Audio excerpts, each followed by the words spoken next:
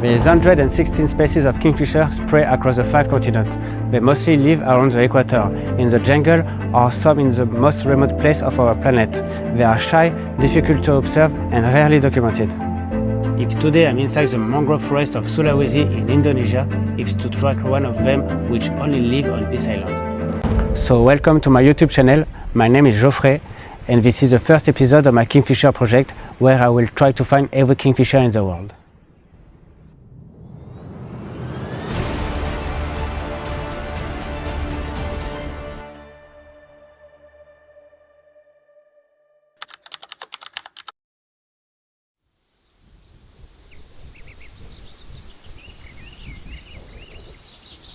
Sulawesi is a volcanic island located at the meeting point of powerful ocean currents, a force shaping its dense rainforest and vast coral reefs. This unique combination allows life to thrive both on land and underwater, creating a remarkable diversity found nowhere else on Earth. Some of the island's most extraordinary wildlife species have adapted to avoid human activity, making them extremely difficult to study. For those who explore deep in a jungle, bringing back meaningful data can be crucial for science, but it requires careful and dedicated field work. Among all forms of life, one bird family has always captured my attention and curiosity, a lineage that I believe deserves to be brought back into the spotlight. Behind a single world-famous limb lies a hidden diversity of over 100 bird species, most of them unknown and undocumented. They are all sharing one thing: they are all kingfishers.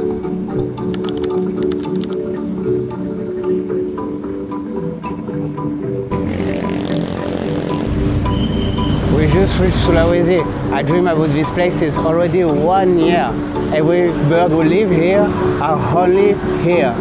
But as an independent bird watcher, I need a way to move around. So first step, rental scooter. I'm backpacking around Australasia since 6 years, and to rent a scooter has always been essential to me. In addition to being an economical way to travel, you are buying the key to freedom. And as you know, there is no price for freedom. Well, except the price of petrol, of course. Okay, now petrol is full. It's time to go to a first bird watching area. But while we are driving out of the city, you really need to understand why are we in Sulawesi, because Kingfisher100 is starting now.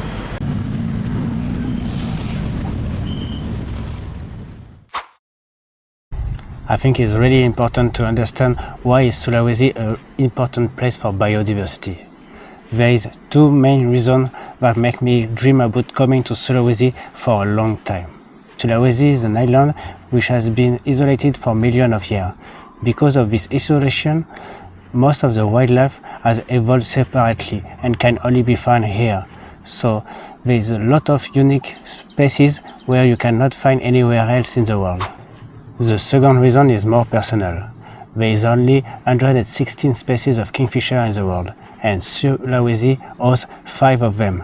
That means 5 species of kingfisher can only be found in Sulawesi.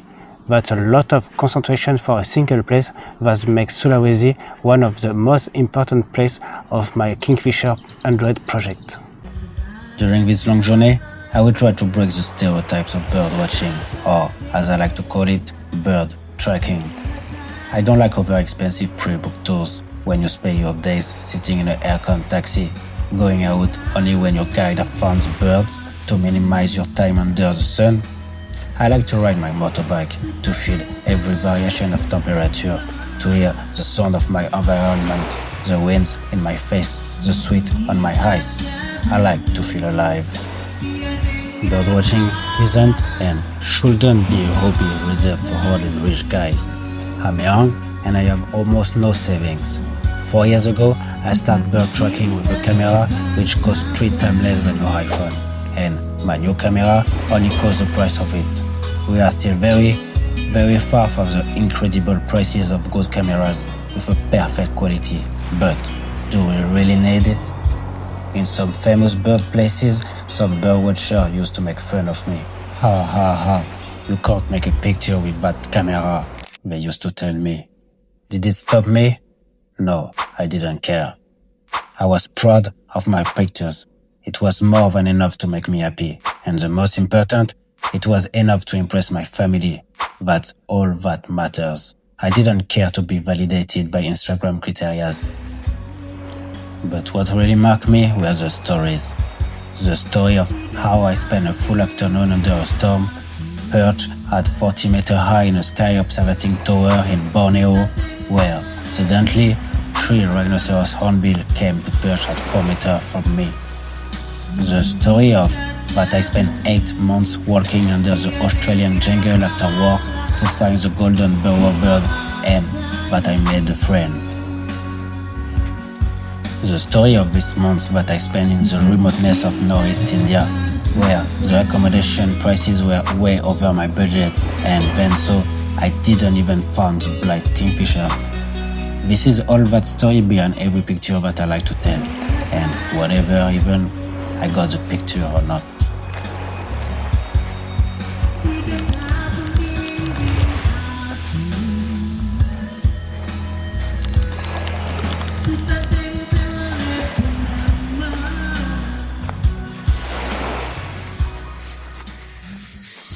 Now we are really close to the mangrove, so we're gonna start to be silent because I'm expecting to find one kingfisher here. We reach our first estuary.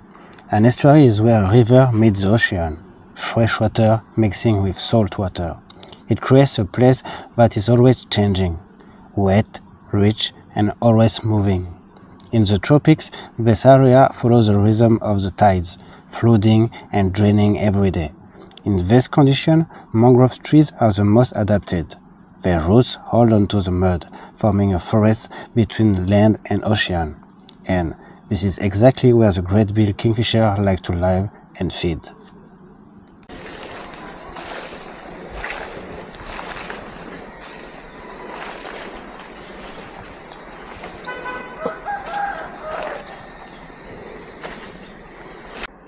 This estuary is also used by fishermen to park their boats. These boats become perfect perches for the kingfisher. Close to the water, it can wait silently before diving to catch its prey.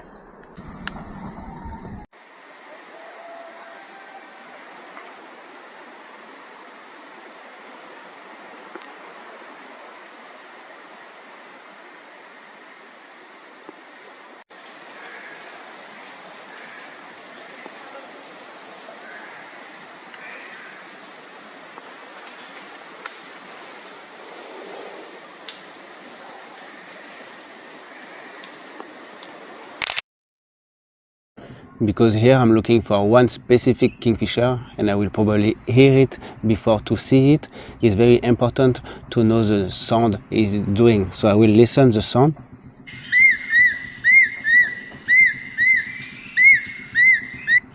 And the call. Oh, actually like the stork-billed kingfisher, very similar. Oh shit, this is very dodgy. Maybe I will lose 800 euros on this little boat.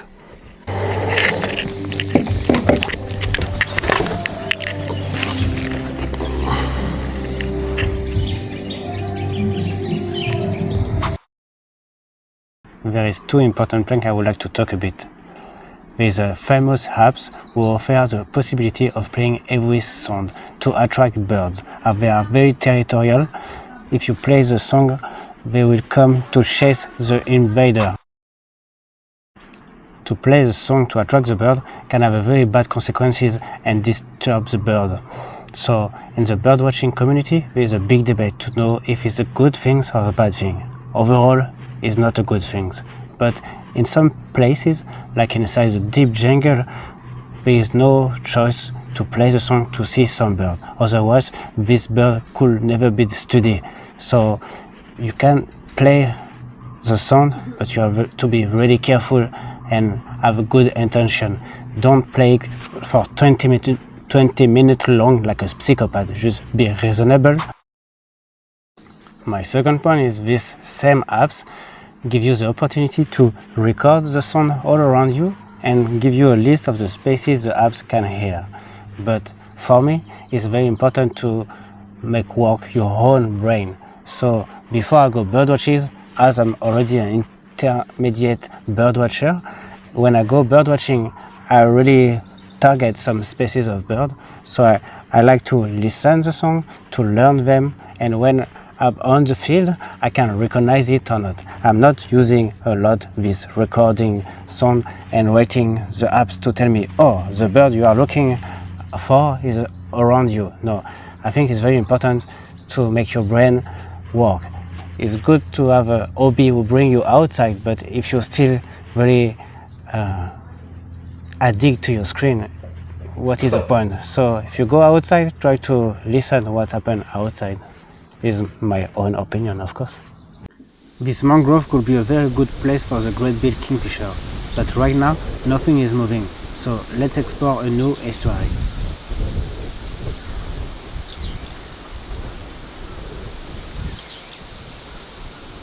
I was expecting to find some mangrove here. The ocean is probably 300 meters, but the mangrove haven't started yet. But what is interesting to see is this black sand. It's fully black because we are surrounded by volcano. In few hundred meters, this river is about to flow into the ocean and create a new estuary made of mangroves. But before that, it began its course not far from here, near a volcano. And it is by breaking down the volcanic rocks that all its sands became black. As there is many rivers coming down from volcanoes, there is also many estuaries where I can try to spot the great-billed kingfisher. This estuary clearly shows the difference of color between the freshwater and the ocean. It feels like the volcanic black beach is stopping the river to pass, but there is a small stream on the right, allowing the river to mix in the salt water.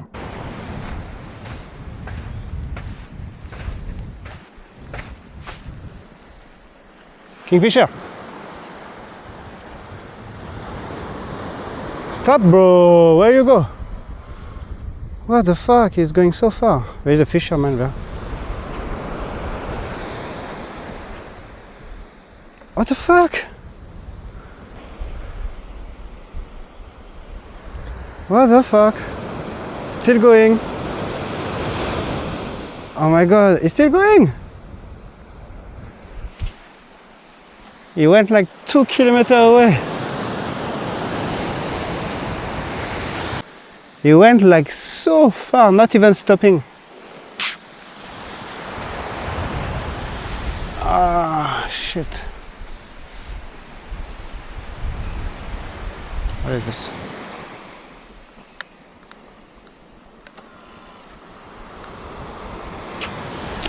I can swallow again.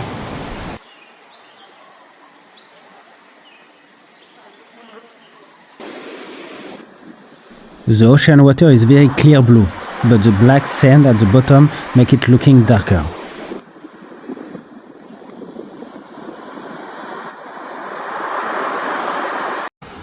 While walking on the beach, I found this very interesting fruit. This is a dry one, and it comes from a tree, and when it falls from the tree, it is floating on the water and go everywhere for growing again. This is a fresh one, it's fully green. It's very, very interesting one because it's calling fish poison tree. So inside this there is some almond and they are poisoning. And in the old culture, some tribes, they use the almond to poison the river and the fish will die and come up to the surface and they just have to pick up the fish and to eat them. It's very hot and as the sand is full black, it's even warmer. It's totally impossible to walk on it and really like a feeling to be at the end of the world. Nobody around us. But even when it feels like you reach the end of the world, reality always catches up with you. There is plastic all along the beach. Indonesia is the 4th most populated country in the world, and yet not much is done to recycle or even collect any plastic.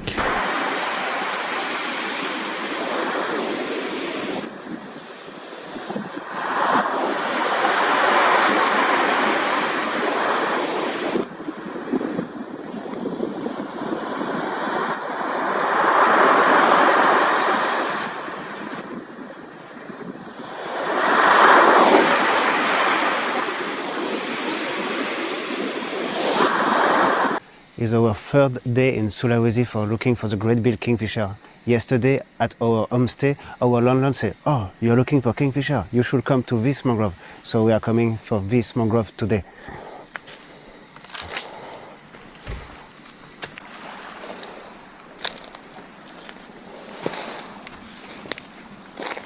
It's not even 5 minutes we reach the mangrove, but we saw a pair of great-billed kingfisher flying on that way, so hoping for the best.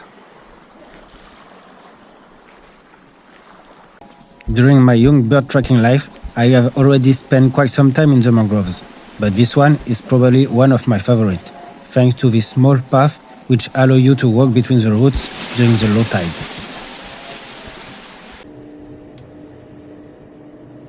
I got a big fish. We wanted to find the great-billed kingfisher. We found the great-billed Heron. He has a very good name in French, the Typhoon Heron. Oh yeah. But a really interesting bird that I'm so happy to see today. It's one of the largest herons in the world, and despite his size, it's a very difficult bird to observe or photograph. For example, I know that in Australia you are really lucky to spot one. It's often found in deep mangrove forest, where it often sees you first and fly away before you get to see it. I'm really lucky here to find it on the reef, hunting between the corals in an open area.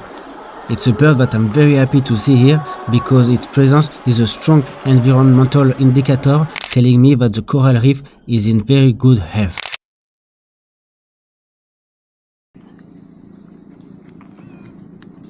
Oh, it's behind the leaves, behind the roots. Oh, I got it. I got a fish. Oh.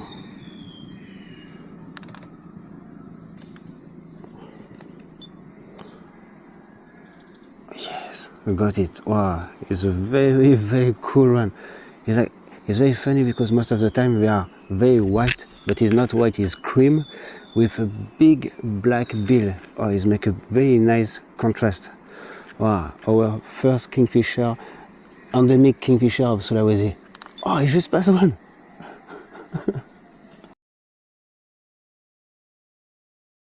Oh, another one just passed by. Wow, so close. And after 3 days, here is a great-billed kingfisher, which has the longest bill of every kingfisher species, for the only use to be able to catch bigger prey than others. And not only fish, even if the great bill likes mangroves, it's not dependent of any water source. It also can live more inland and hunt other animals, such as lizards, insects or little mouse. They really need to kill their prey and, more importantly, to put in a correct way to avoid to hurt themselves with the spikes and needles when they swallow it. Here you can see that it split out the fish to arrange its position and swallow it in a better configuration.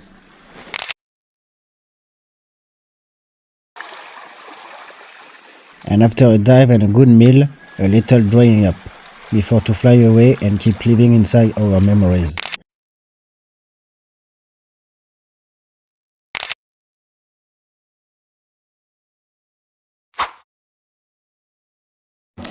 I know I photographed 27 species of kingfisher in the world, and this one was the first one under a documentary format. If you have enjoyed this video and wish to support me to document them all, don't forget to like and follow me. I guess you already know, but it's the only languages to talk to the YouTube algorithm. There's 116 species of kingfisher divided in 18 genera. Genera, the plural of genus. But to make it easier, I will call genera a subfamily. It's not exactly correct, but it's easier to understand, and I do what I want here. The great-billed scientific name is Pelagopsis malonerinca.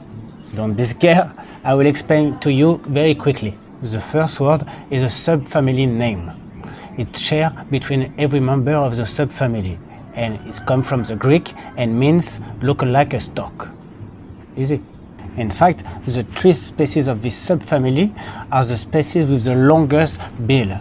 It's why the scientists choose to refer to a stork, a bird with a very long bill, to differentiate the kingfisher from the other subfamily. As I said during the documentary, a kingfisher with a big mouth can have bigger fish. It's only an adaptation to an environment with a lot of rivalry for food. Indeed, inside the tropical area and the mangrove, there's a lot of other predators, so they adapt to survive. The second word of its scientific name is Melanorhyncha. It also comes from the Greek and means simply black bill. It isn't the only kingfisher with a black bill, but is only the only one of the subfamily, and is why in French we call it the black bill kingfisher. It was simple, no? On the next episode of Kingfisher100, I will introduce you to Tangoko National Park, where I will meet a local guide, and together we will try to find not one, not two, but 3 new species of kingfisher endemic from Sulawesi. So I see you next time for more kingfisher stories.